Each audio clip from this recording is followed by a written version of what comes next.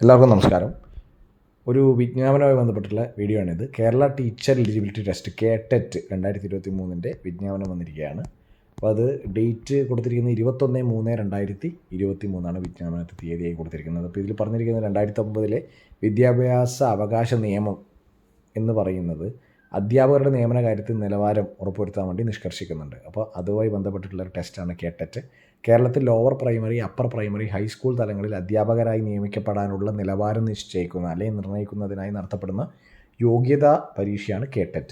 അപ്പോൾ ഇതിന് 4 കാറ്റഗറി ഉണ്ട്. വിഭാഗം 1 കാറ്റഗറി 1 ലോവർ പ്രൈമറി ക്ലാസ്സുകൾ, വിഭാഗം 2 കാറ്റഗറി 2 അപ്പർ പ്രൈമറി ക്ലാസ്സുകൾ, കാറ്റഗറി 3 ഹൈസ്കൂൾ ക്ലാസ്സുകൾ, വിഭാഗം 4 കാറ്റഗറി 4 എന്താണ്? ഭാഷാ അധ്യാപകർ, അറബി, ഹിന്ദി, സംസ്കൃതം, ഉറുദു, UP തലം വരെ, സ്പെഷ്യലിസ്റ്റ് അധ്യാപകർ, ആർട്ട് ആൻഡ് ക്രാഫ്റ്റ്, കായിക അധ്യാപകർ എന്നിങ്ങനെ 4 വിഭാഗങ്ങളിലാണ് പരീക്ഷ നടത്തുന്നതെന്ന് പറയുന്നത്. അപ്പോൾ lower primary, upper primary, high school ക്ലാസ്സുകൾ, ഭാഷാ അധ്യാപകർ, അറബി, ഹിന്ദി, സംസ്കൃതം, ഉറുദു, UP തലം വരെ, സ്പെഷ്യലിസ്റ്റ് അധ്യാപകർ, ആർട്ട് ആൻഡ് ക്രാഫ്റ്റും കായിക അധ്യാപകർ. അപ്പോൾ ഇങ്ങനെ 4 കാറ്റഗറിയിലാണ്, വിഭാഗത്തിലാണ് പരീക്ഷ നടത്തുന്നത്. അപ്പോൾ ഇതിൽ കുറച്ച് എക്സെപ്ഷൻസ് പറഞ്ഞിട്ടുണ്ട്. CTET പ്രൈമറി സ്റ്റേജ് പാസ്സായവരെ KTET കാറ്റഗറി 1 നിന്നും, CTET എലിമെൻ്ററി സ്റ്റേജ് പാസ്സായവരെ KTET കാറ്റഗറി 2 നിന്നും ഒഴിവാക്കുന്നതാണ്. NET, SET, MPhil, PhD, MEd തുടങ്ങിയ യോഗ്യതകൾ നേടിയവരെ KTET കാറ്റഗറി 1 മുതൽ 4 വരെ നേടുന്നതിൽ നിന്നും ഒഴിവാക്കുന്നതാണ്. സൂചന 7 സർക്കാർ ഉത്തരവ് പ്രകാരം MEd ബന്ധപ്പെട്ട വിഷയങ്ങളിലായിരിക്കണമെന്ന് നിബന്ധനയില്ല. KTET കാറ്റഗറി 3 വിജയിച്ചവരെ കാറ്റഗറി 2 നേടുന്നതിൽ നിന്നും ഒഴിവാക്കുന്നതാണെന്ന് പറയുന്നു. KTET കാറ്റഗറി 1, 2 എന്നിവയിൽ ഏതെങ്കിലും ഒന്ന് വിജയിച്ചവരെ LP, UP അധ്യാപക നിയമനങ്ങൾക്ക് പരിഗണിക്കാവുന്നതാണ് എന്ന് പറയുന്നു. കൂടുതൽ വിവരങ്ങൾക്ക് സൈറ്റിൽ നിങ്ങൾ എന്തായാലും സന്ദർശിക്കണം. ഇതിൽ പറഞ്ഞിരുന്നു KTET പരീക്ഷ നടത്തിപ്പിൻ്റെ ചുമതല കേരള പരീക്ഷാ ഭവനാണ്. പരീക്ഷയെ സംബന്ധിക്കുന്ന പ്രോസ്പെക്ടസ് പരീക്ഷാ ഭവൻ്റെ വെബ്സൈറ്റായ https://catet.kerala.gov.in അഥവാ pareekshabavan.kerala.gov.in, scrt.kerala.gov.in ഇങ്ങനെയുള്ള വെബ്സൈറ്റിൽ വളരെ വ്യക്തമായി കൊടുത്തിട്ടുണ്ടെന്ന് പറയുന്നു. അപ്പോൾ അത് എല്ലാവരും എന്തെങ്കിലും സംശയമുണ്ടെങ്കിൽ അതിൽ ഈ വെബ്സൈറ്റുമായി ബന്ധപ്പെടേണ്ടതാണ്. ഓരോ വിഭാഗത്തിലും അപേക്ഷാ ഫീസ് 500 രൂപ മാത്രം രൂപയാണ്. പട്ടികജാതി പട്ടിക വർഗ വിഭാഗത്തിൽ നിന്ന് ഭിന്നശേഷിയുള്ളവർക്കും ഫീസ് 250 മാത്രമായിരിക്കും.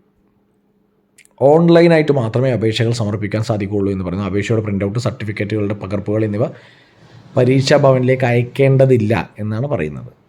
അപ്പോൾ ഇതിൽ ഏറ്റവും ഇമ്പോർട്ടൻ്റ് ആയിട്ടുള്ള ഡേറ്റ്സ് കൊടുത്തിട്ടുണ്ട്. പരീക്ഷാ ഭവൻ അനുവദിക്കുന്ന പരീക്ഷാ കേന്ദ്രത്തിൻ്റെ പേര് ഹോൾ ടിക്കറ്റിലൂടെ അറിയിക്കും. ഓൺലൈൻ രജിസ്ട്രേഷൻ ആരംഭിക്കുന്ന തീയതി 3/4/2023.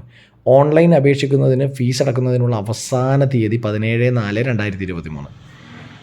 ഓൺലൈൻ രജിസ്ട്രേഷൻ ആരംഭിക്കുന്നത് 3/4/2023. ഓൺലൈൻ അപേക്ഷിക്കുന്നതിനും ഫീസ് അടക്കുന്നതിനുമായി അവസാന തീയതി 17/4/2023. ഫൈനൽ പ്രിൻ്റ് ഔട്ട് എടുക്കുന്ന അവസാന തീയതി 17/4/2023.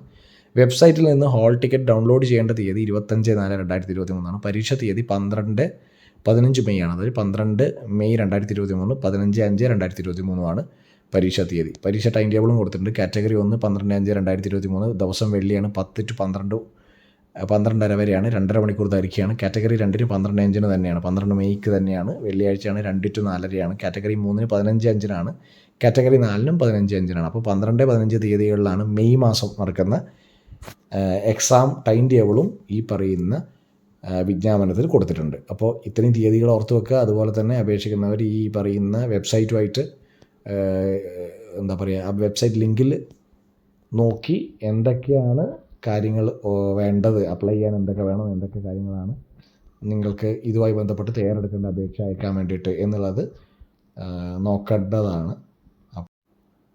അപ്പോൾ എല്ലാവർക്കും all the best. Bye, take care.